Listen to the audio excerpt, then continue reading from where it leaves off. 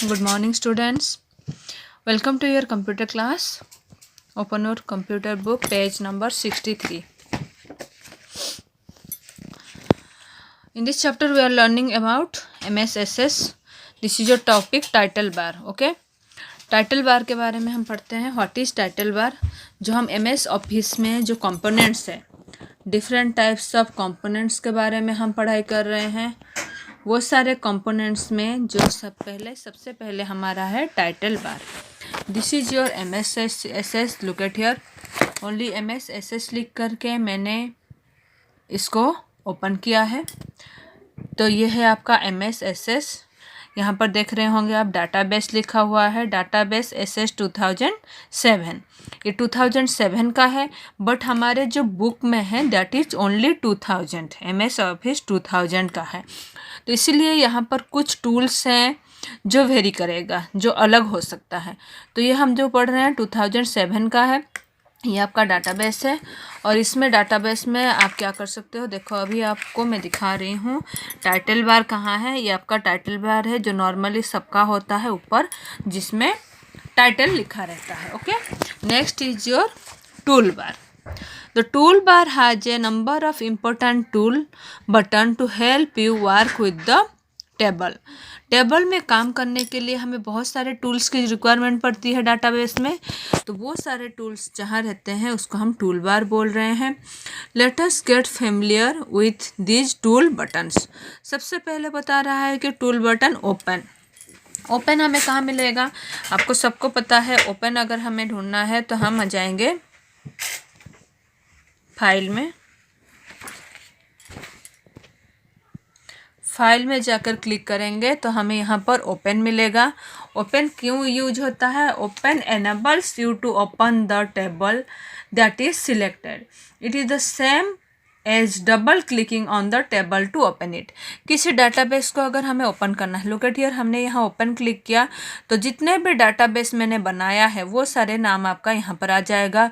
जिस डाटाबेस को आपको ओपन करना है उसको आपको ओपन, उसके ऊपर क्लिक करके आप ओपन कर सकते हो.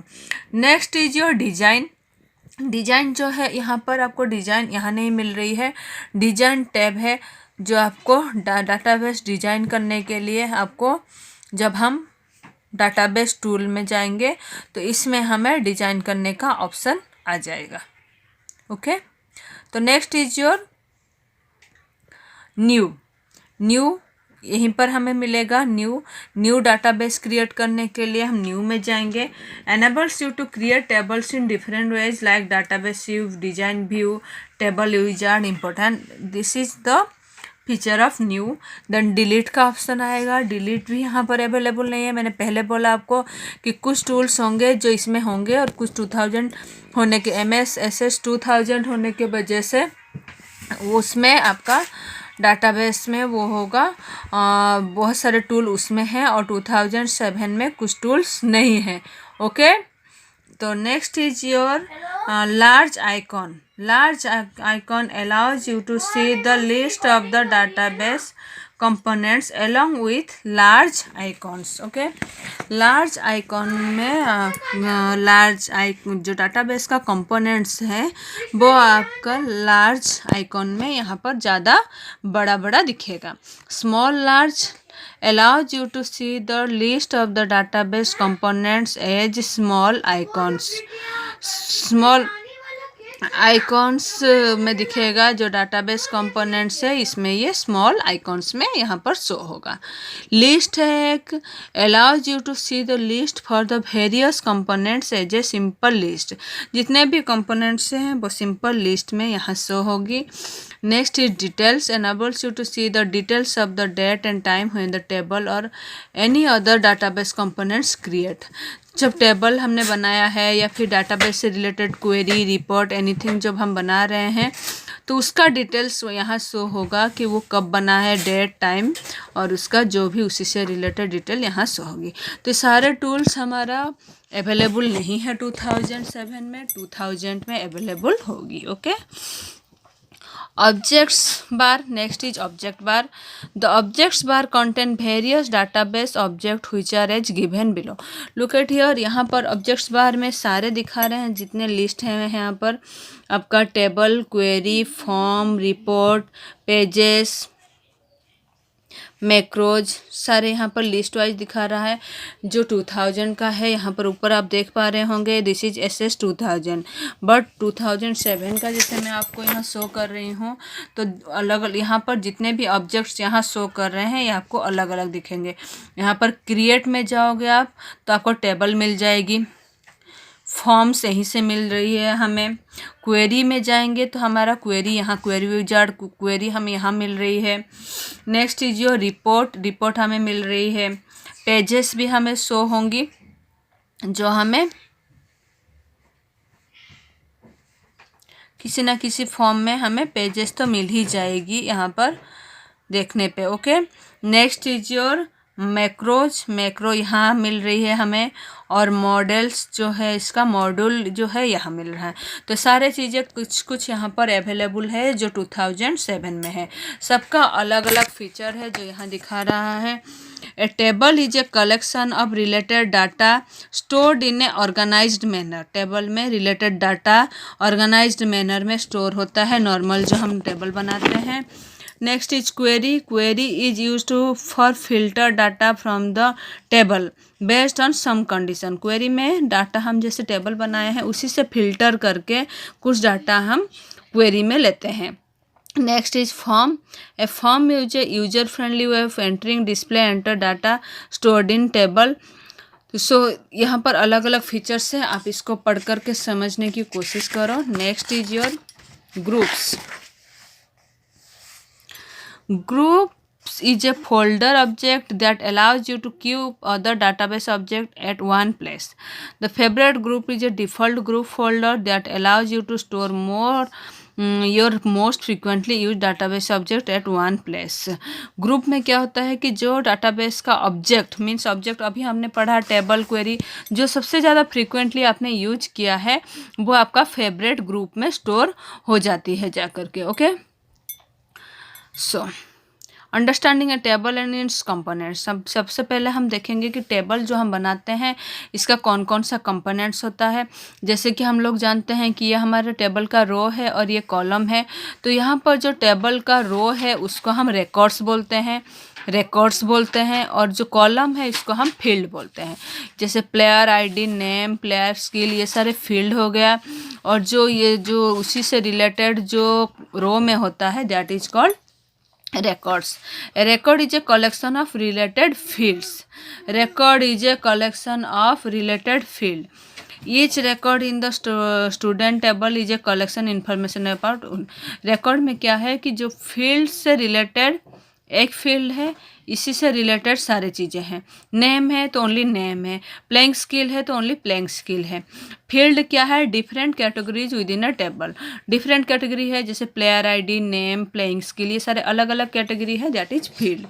सेल, सिंपली आपको पता है रो एंड कॉलम की कॉम्बिनेशन को सेल बोलते हैं।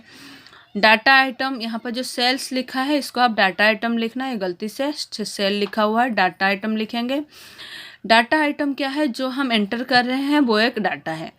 Each data entry in a cell of a table is a data item. Each character of a data itself formed of a bite.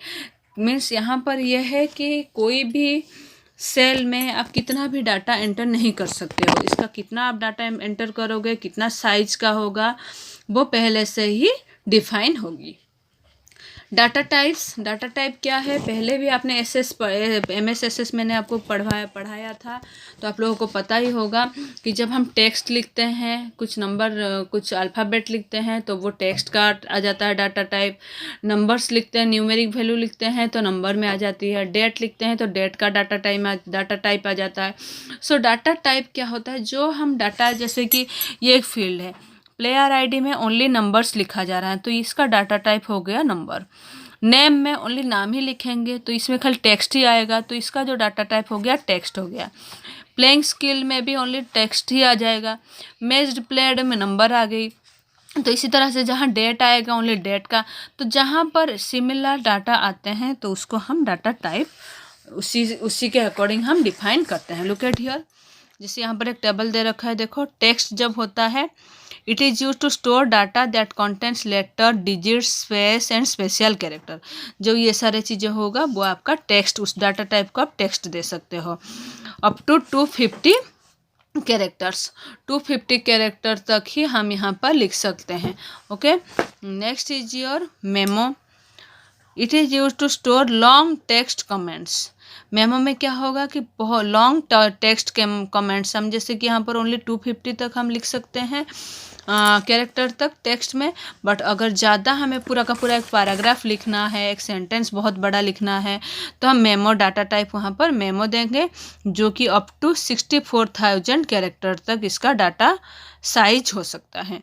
Number वहाँ होगा जहाँ न्यूमेरिक वैल्यू होगी और वो 8 बिट्स तक होगा। डेट एंड टाइम वहाँ होगा जहाँ डेट टाइम हम देंगे 8 बाइट तक वो होगी। करेंसी वहाँ पर होगा जहाँ पर हम अमाउंट देंगे, वहाँ करेंसी हो जाएगा, वो 8 बाइट तक हो सकता है। ऑटो नंबर वहाँ होगा जहाँ पर जैसे कि मान लो आप सीरियल नंबर दे रहे हो 1 2 3 4 करके, जहाँ सीरियल नंबर सीरियल वाइज दे रहे हैं, ABCD दे रहे हैं, तो वो जो ऑटो नंबर होता है वो ऑटो नंबर वाला होगा, जो भी 8 बाइट का होगा। येस एंड नो एक ऐसा फील्ड है जहाँ ओनली येस या नो लिखेंगे हम, तो वो आपका येस नो में आ गया। OLE ऑब्जेक्ट क्या है, जहाँ जो फील्ड में हम कुछ स्प्रेडशीट मीन्स एक्सेल ऐड कर रहे हैं, कोई वर्ड डॉक्यूमेंट हम वहाँ डाल रहे हैं, कोई पिक्चर डाल रहे हैं, ड्राइंग डाल रहे हैं, कोई फोटोग्राफ डाल रहे हैं एक फील्ड में, तो वो हो गया आपका OLE ऑब्जेक्ट जो 4 बाइट तक हो सकता है। लुकअप विजार्ड क्या है, उस फील्ड को हम सिलेक्ट कर रहे हैं जिसका वैल्यू हम दूसरे टेबल से ले रखे हैं, तो वो हो गया आपका लुकअप विजार्ड। तो जब आप काम करोगे इसको आप ज़्यादा क्लियरली आपको समझ में आ जाएगी। ये आपको अभी याद रखना है, तो आप इसको याद रखो, फिर मैं आपको कैसे टेबल क्रिएट कैसे करना है वो मैं आपको नेक्स्ट क्लास में एक्सप्लेन करूँगी। ओके।